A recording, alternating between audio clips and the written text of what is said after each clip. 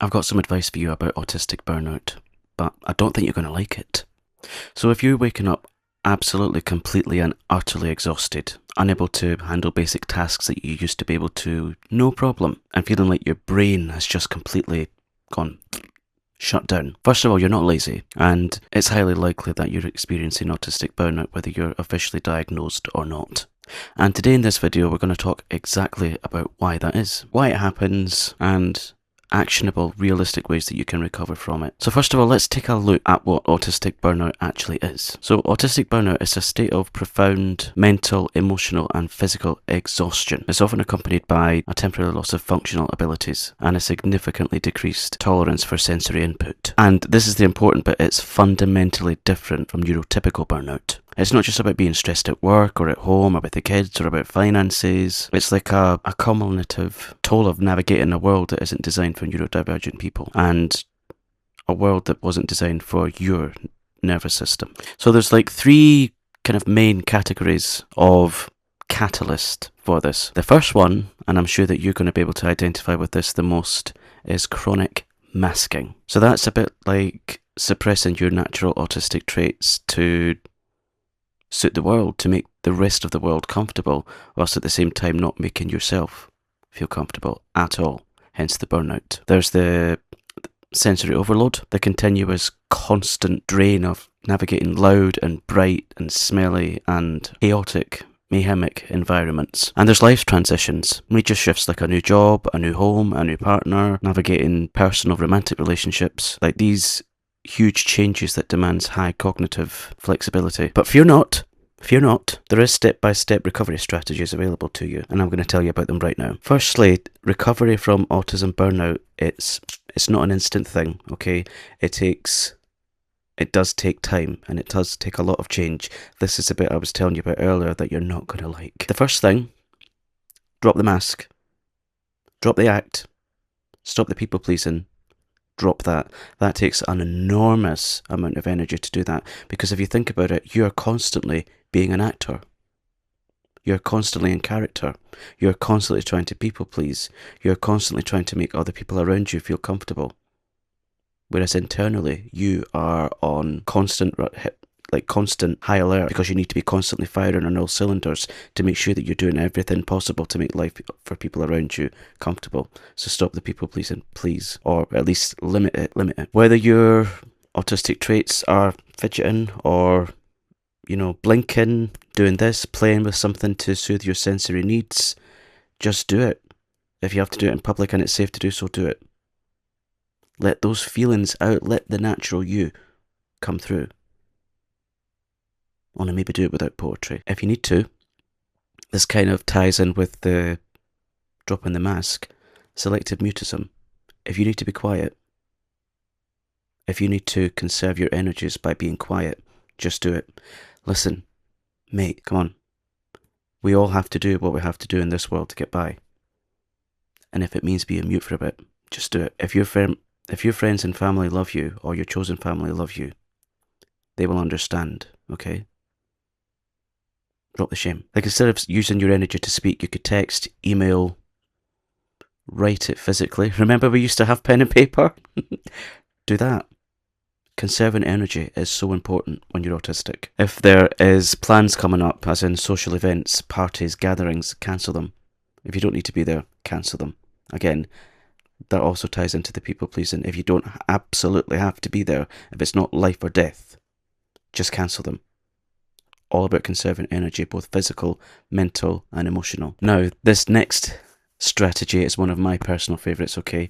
And it's radical sensory deprivation. And that means getting rid of all the sensory stuff that just sets fire to your brain, okay? If that means sitting in a room that's silent for hours on end, do it. If that means sitting in a darkened room, do it. If that means sitting with headphones on, listening to your favourite weird music, or listening to an audio drama, do it. If it means absolute sensory deprivation, you're going to deprive yourself of all the sensory stuff. But make sure you're eating and drinking properly. You can't deprive yourself of that, of course. And of course your meds. You could get make yourself like a sensory cave thing, draw the curtains, put the lights off, kind of curate your room to how you want it to be. If you've got a spare room, I realise that not everyone has that luxury. The physical barriers, one that I use a lot is sunglasses, because light is a major drain on my resources, because I'm really sensitive to light. Even though I'm sat in front of one right now, it won't be for long. And noise cancelling headphones for when I'm out and about, especially on a bus where there is screaming children. I know that children scream, I know that babies scream, I get it. But I physically cannot cope with that. So noise cancelling headphones, get them if you can afford them. And choose some comfort. What do you feel comfortable in wearing? And ask your employer, if you have one, can I adjust my clothing to make my sensory needs better? Because remember, you have the right to ask for reasonable adjustments at work, and those are one of them. So if you have to wear sunglasses in the office, ask.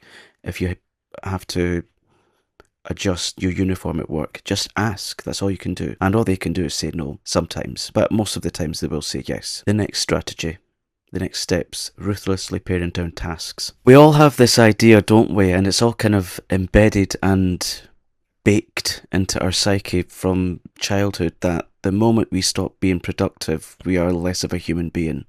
And it's a totally skewed view of the world, isn't it? So if you can slow down your productivity to the basic needs, do that. Like if you feel that your energy is depleted even more from cooking food, outsource it. I know it's not always great for you, but there is sometimes healthy options of getting food delivered and things, or get someone in to cook for you, or get meals that are manageable to prepare for you. This is not one of my personal favourites and not one that I personally partake of, but if you have to lower your hygiene needs because getting into a bath or a shower is too much, get wipes, dry shampoo, whatever.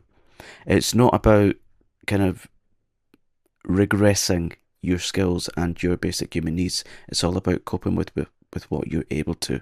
Okay. Bills and things that are another demand up here, set them to be paid automatically if you're able to. Again, I know that not everyone is able to do that, but it's all about reducing the strain on your brain and your whole being. What's your special interests? Are you indulging in them? If not, you should be at this point, because this really, really soothes your entire being. Honestly, it does. My special interest right now is, actually I can show you, mini mics. I love researching them. I love getting to find out what the best ones are and why that is. I just love it. And I mean, there's other various things that I love to do, but this is all about you, remember. And engage with your comfort shows. Do you like to watch stuff? I mean, you're watching me, so there must be other stuff that you like to watch. There must be drama series, comedy series, horror stuff that you like to watch over and over and over and over again, just like I do. And if you've watched them over and over and over enough, you know all the lines, word for word. Comfort. And my next thing, and I talked about this recently in one of my shorts videos, researching stuff. It could be anything from royalty history. It could be something from Coronation Street, or whatever it is that you've got a special interest in. Research. Do things that are just for you and not for everyone around you. And I know, because more often than not, autistic people, okay, we're very caring people and we love to make people happy and we love to solve problems for people, okay? But you need to be solving this problem for yourself right now, because burnout is seriously tough and you need to be doing everything you can to negate some of these feelings, or engaging in like repetitive tasks like drawing things, scribbling things, listening to things over and over again. Those little repetitive things that just bring you joy. Engage with those. My number one piece of advice if you're going through autism or autistic burnout is this. Please, for goodness sake, now this is really important, listen. I know it can be really difficult, okay, but we have to drop this internalized ableism and do this. Be kind and gentle with yourself. Okay? Take a deep breath. Realize that you're not lazy, you're not less of a human being, you are not the devil incarnate, you are not a bad person, okay, for going through burnout. Be gentle and kind with yourself. Allow your time to heal, allow yourself time to recalibrate, refresh, revitalize, so that you're ready to go out and do whatever it is that you want to do with your life. Yeah. If this resonated with you, I would love for you to leave a comment, or if you want to share some tips on how you cope with autistic burnout, I would love that. Let's get this conversation going in the comments, guys. Yeah, let me know what gets you through your really tough days. And I personally want you to know you are not alone with this, okay? I have the burnout days, I sometimes have the shutdown days, but we'll not go there for now. Please take good care of yourself, yeah? And I'll see you in the next video. Subscribe if you're new, leave a like, and yeah. Lots of love.